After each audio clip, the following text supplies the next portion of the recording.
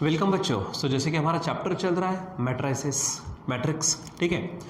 और last time में हमने देखा था कि लीनियर इक्वेशन को मैट्रिक्स से कैसे सॉल्व करना, लेकिन बाय इन्वर्शन मेथड। अब इन्वर्शन मेथड का मतलब क्या था कि पहले आपको इन्वर्स फाइंड करना था, उसके बाद में उसको सॉल्व करना था। लेकिन आज अगर आप देखेंगे हेडिंग कौन सी है, to solve linear equations by matrix by reduction method. कौन सी मेथड है यहाँ पर? Reduction method. अब इसके लिए करना क्या है? सिंपल। सबसे पहले जैसे लास्ट टाइम लिखा था, अभी भी आपको वही करना है। पहले आपको गिवन इक्वेशंस लिखना है, उसके बाद में matrix form of given equations. तो matrix form of given equation यहाँ पर लिखेंगे आप। तो याद करिए कैसे लिखते थे। तो जो इक्वेशन दिया जाता था तो उसमें से जो कोएफिशिएंट्स थे एक्स और वाई के, उसका एक मैट्रिक्स यानी मैट्रिक्स ऑफ कोएफिशिएंट। जो वेरिएबल रहते उसका एक मैट्रिक्स यानी मैट्रिक्स ऑफ वेरिएबल। और जो फाइनली हमको कांस्टेंट मिलते हैं उनका एक मैट्रिक्स यानी कांस्टेंट मैट्रिक्स, ठीक है, या फिर मैट्रिक्स ऑफ कांस्टेंट, ऐसा बोला था। फिर उसके बाद में उसको मैट्रिक्स ऑफ कोएफिशिएंट को ए नाम दिया था, मैट्रिक्स ऑफ वेरिएबल को एक्स नाम दिया था, मैट्रिक्स ऑफ कांस्टेंट्स को हमने बी नाम दिया था, और फिर इक्वेशन लिखा था x is equal to b, ठीक है। फिर उसके बाद क्या करना है, ए को, ये जो यहाँ पर ए है, इसको अपर या फिर लोअर ट्रायंगुलर मैट्रिक्स में बदलना है आपको क्या करना है, या तो आप उसको अपर ट्रायंगुलर मैट्रिक्स में बदल दो या फिर लोअर ट्रायंगुलर मैट्रिक्स में। याद है ना, upper triangular matrix, lower triangular matrix. अगर डायगोनल जैसे 4 है, 5 है, 3 है समझो, और यहाँ 0 है, तो ये हमारा अपर ट्रायंगुलर मैट्रिक्स है। क्यों? क्योंकि डायगोनल के नीचे वाले 0 है। अगर ये उल्टा होता, मान लीजिए 4 है, 5 है, 3 है, यहाँ 0 होता, तो ये डायगोनल का ऊपर वाला क्या है, ये। तो इधर में ट्रायंगल जैसा फॉर्म हो रहा है, इसलिए इसको हम क्या बोलते हैं, लोअर ट्रायंगुलर मैट्रिक्स, और इसको ऊपर वाले को अपर ट्रायंगुलर मैट्रिक्स। ये ध्यान में रखना है और उसके हिसाब से सॉल्व करना है, ठीक है। तो करना क्या है, ये पहले लिखा आपने x is equal to b, उसके बाद में ए को अपर और लोअर ट्रायंगुलर मैट्रिक्स में बदलना, वही बी के लिए करना। तो जो बात आप ए के लिए करने वाले हो वही बी के लिए, एक्स के ऊपर कुछ भी करना नहीं, ठीक है। उसके बाद LHS में जो सॉल्व करने के बाद LHS में मैट्रिसेस का मल्टीप्लिकेशन करना, जो हम पढ़ चुके हैं। उसके बाद रिस्पेक्टिव एलिमेंट्स को, यानी LHS में और RHS में जो भी रिस्पेक्टिव एलिमेंट्स है, यानी पहले के साथ पहला, दूसरे के साथ दूसरा, तीसरे के साथ तीसरा, चौथे के साथ चौथा, ऐसा जो भी होता है, रिस्पेक्टिव एलिमेंट्स को इक्वालिटी में लिखना। यानी आप हेडिंग दे सकते हैं क्या, बाय इक्वालिटी ऑफ मैट्रिसेस, ठीक है। उसको लिखना, जो भी इक्वल आएगा, उसके बाद में आगे सॉल्व करना, ठीक है। अब ये तो बच्चों हो गया पॉइंट्स को, यानी कौन से पॉइंट है रिडक्शन मेथड से, मैट्रिक्स के मेथड से लीनियर इक्वेशन को सॉल्व कैसे करना। लेकिन जब तक हम असल में वो इक्वेशंस को सॉल्व करके देखते नहीं, वो हमारे खोपड़े में घुसेगा नहीं। तो इसके लिए ज़रूरी है कि सबसे पहले हम इसको देखें। तो चलो बच्चों, हमारे पास एक्सरसाइज 2.3 की सेकंड क्वेश्चन का हमारे पास में क्वेश्चन है। सॉल्व, यानी पूरा लिखा नहीं मैंने, आप पूरा पढ़ना वहाँ पे। Solve the following equations bye reduction method, और वहाँ पे ये इक्वेशंस आपको दिए। तो चलो मैं इसको समझाता हूँ, बाकी की आप घर में प्रैक्टिस भी करना। तो चलो पहले काम कर लेते। तो आप यहाँ पर हेडिंग डालते, हमारे पास में यही हेडिंग डाल देता हूँ मैं, आंसर्स करके, ठीक है। ऐसा समझो कि ये अपनी अभी आंसर शीट है, जिसमें सेकंड क्वेश्चन का हम फर्स्ट पढ़ रहे हैं, ठीक है। चलो, तो सबसे पहले मैंने कहा गिवन इक्वेशंस, यहाँ पर लिखेंगे आप गिवन इक्वेशंस। चलो एक एक करके सभी इक्वेशंस को लिखो आप, ठीक है। गिवन इक्वेशंस 2 दिए हैं। पहला है कौन सा, it is 2x plus y is equal to 5 है, ठीक है। दूसरा क्या है, यहाँ पर है 3x प्लस, आप देख रहे हो 5y है, और इज इक्वल टू -3, ऐसा दिख रहा है, ठीक है। चलो हो गया। अब उसके बाद matrix form of given equations, यहाँ पर मैं हेडिंग डाल देता हूँ, matrix form of given equations का मैट्रिक्स फॉर्म, ठीक है। तो मैंने क्या कहा था, याद करिए, जैसे मैंने a, x और b को नाम देके रखा है, तो पहले जो मैट्रिक्स लिखेंगे वो कोएफिशिएंट का। तो यहाँ पर x का कोएफिशिएंट है 2, y का है 1, नीचे में 3 है, और यहाँ पर है 5, ठीक है, इनटू अब मैट्रिक्स ऑफ वेरिएबल। तो x और y 2 ही वेरिएबल है, वर्टिकल लिखना है। लास्ट टाइम की वीडियो में हमने देखा हुआ है, आप उसको बराबर समझिए, ठीक है। और आगे में होता है हमारे पास मैट्रिक्स ऑफ कांस्टेंट, तो ऊपर कांस्टेंट है 5, नीचे कांस्टेंट है -3, ठीक है। इसको सॉल्व करेंगे अपन। अब करना क्या है, पहले को एक, दूसरे को x, तीसरे को b नाम देंगे।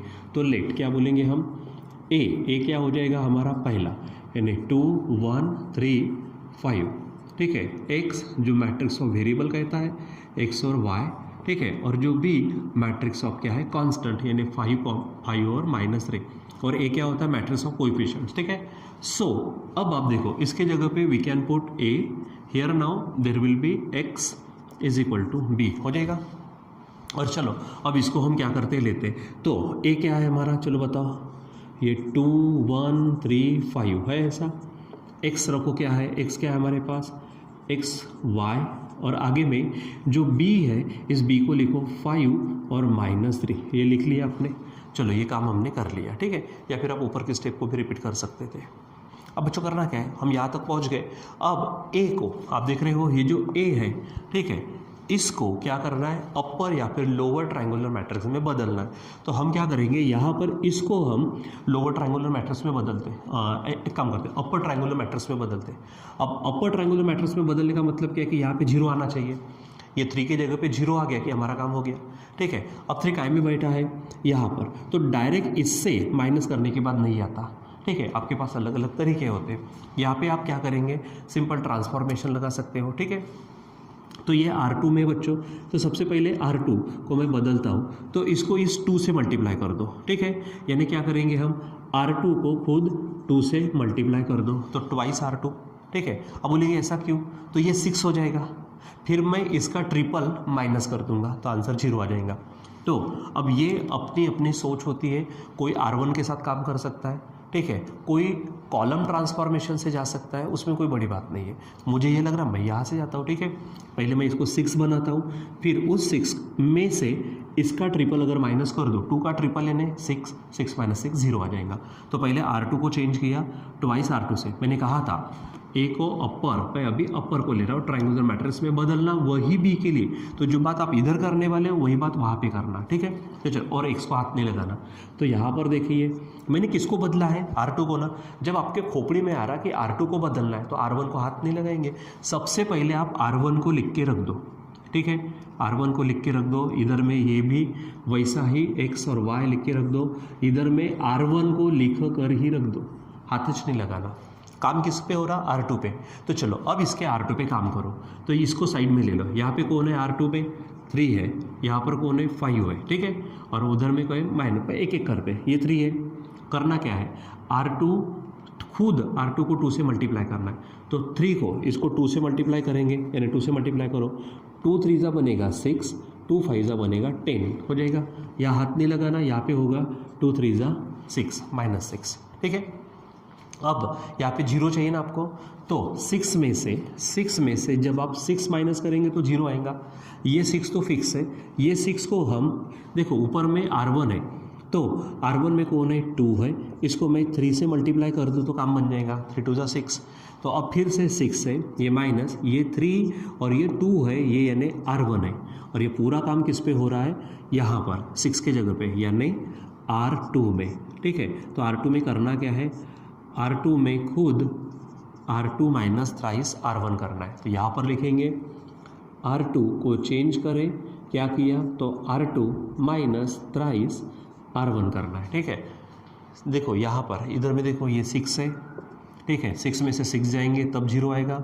ये 6 यानी जैसे का तैसा, इस 6 को 3 2 लिख सकते हैं हम, ठीक है। अब 3 2 क्यों, क्योंकि यहाँ पे 2 दिख रहा है, ठीक है, इज इक्वल टू 0 हो जाएगा। अब यहाँ पर ये 6 है, तो ये 6 यानी कौन है, R2, ये 3 हम लेने वाले हैं, और ये 2 कौन है, R1, ठीक है। और बदलाव किस में हो रहा, R2 में, तो R2 changes to R2 minus thrice R1। तो फिर से चेंजेस कहाँ पे हो रहे, R2 में, तो ऊपर को लिख के रखो, 2 1 लिख के रखा, इधर में x और y लिख के रख दिया, इधर में 5 लिख के रख दीजिए, ठीक है। अब सॉल्व करें, ये तो तय है, इसको देखकर आज काम किया था ना, ये 0 आना ही है, ठीक है। फिर इधर आओ, ये R2 को चेंज किया, R2 यहाँ पे कौन है, R2 ये 10 है, माइनस ये 3 इंटू R1, तो यहाँ पर R1 कौन है, 1, सॉल्व करेंगे 3 1 3, ठीक है। तो 10 में से 3 जाएंगे तो यहाँ पर आएगा 7। अब वही बात वहाँ पर, ठीक है। यहाँ पर क्या है हमारे पास में, देखो R2, तो R2 कौन है खुद फिलहाल माइनस, यहाँ पे माइनस, ये 3 लेंगे आप, इंटू ये R1, तो यहाँ पर R1 कौन है, 5 है, इसको सॉल्व करो तो ये -6 माइनस 5 3 15, तो ये बन जाएंगे -21 जो आपको यहाँ लिखने हैं। ये हमने इसके पहले भी देखा हुआ है जब हमने upper triangular matrix, lower triangular matrix, identity matrix को सॉल्व करना सीखा था तब, ठीक है, यानी उनको लाना जब सीखा था, ठीक है।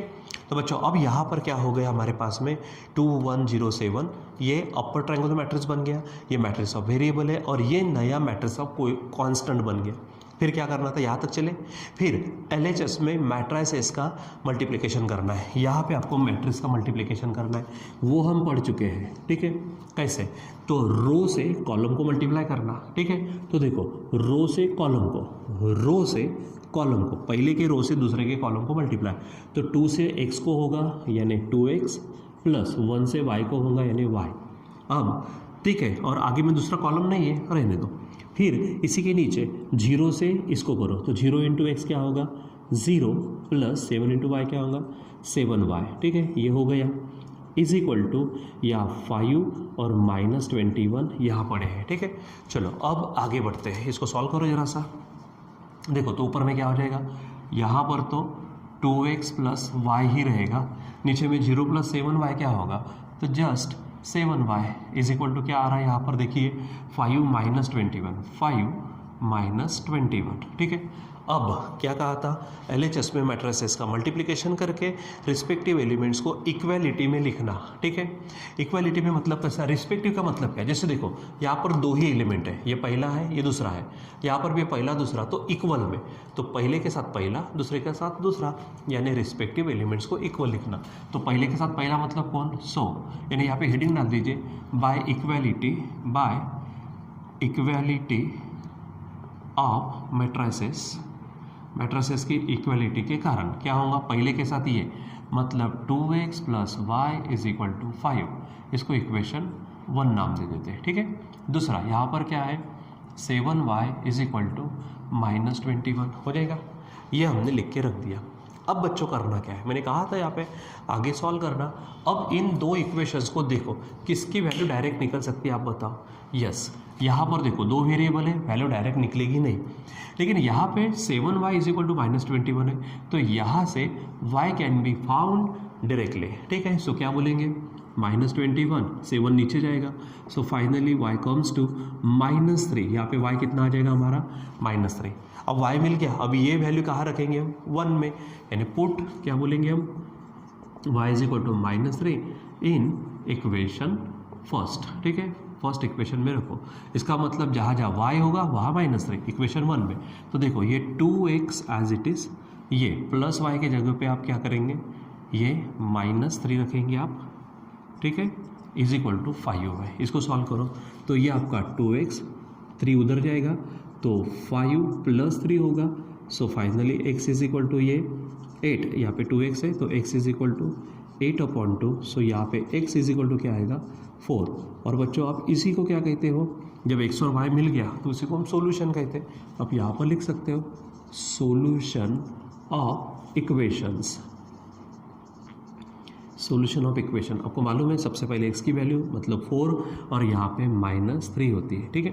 तो बच्चों इस प्रकार से आप यहाँ पर क्या कर सकते हो, हमारे क्वेश्चंस यानी इक्वेशंस जो लीनियर इक्वेशन है उसको हम मैट्रिक्स के मेथड से सॉल्व कर सकते हैं, ठीक है। और रिडक्शन मेथड जो हमारी सेकंड मेथड है। लास्ट टाइम में हमने क्या किया था, इन्वर्शन मेथड देखी और उसके हमने प्रॉब्लम देखे। आप उसके प्रॉब्लम घर में प्रैक्टिस कर रहे होंगे ऐसा मुझे लगता है, मुझे विश्वास है। आप इसकी भी आज क्या करेंगे, ये आपके पॉइंट्स हो गए, डायरी वायरी में लिखा करो इसको। ये क्वेश्चन इस तरह से आपको सॉल्व करना है, ठीक है, और बहुत ही अच्छे तरीके से इसको समझना है, ठीक है। अब रही बात तो ये क्वेश्चन, ये जो आंसर्स आए ये आपको कैसे चेक करना मैंने बताया था। आप इस इक्वेशन में रख के देखो, आपका आंसर चेक भी हो जाएगा। जैसे x की वैल्यू क्या आई है, देखो x की वैल्यू 4 है और y की -3 है, तो यहाँ पे 4 2 क्या होगा 8 होगा और y क्या है -3, तो 8 - 3 5 आ जाएगा। यहाँ पे फिर से 3x है तो x क्या है 4, तो 4 3 12 और प्लस 5 इंटू y है -3, तो 5 3 15 -15 12 -15 -3, यानी यही पे हमको समझ में आ जाता कि हमारा इक्वेशन का सॉल्यूशन बराबर है कि नहीं है। ठीक है, अब बच्चों इस तरह से कर सकते हो। ठीक है, सो बच्चों इसके बाद में जो प्रैक्टिस करने के लिए आपके पास में एग्जाम्पल्स है उसको देखिए और सचमुच प्रैक्टिस भी करिए। ठीक है बच्चों, तो आज के लिए बस इतना ही, बाकी का कंटिन्यू करेंगे बाद में। Till then bye.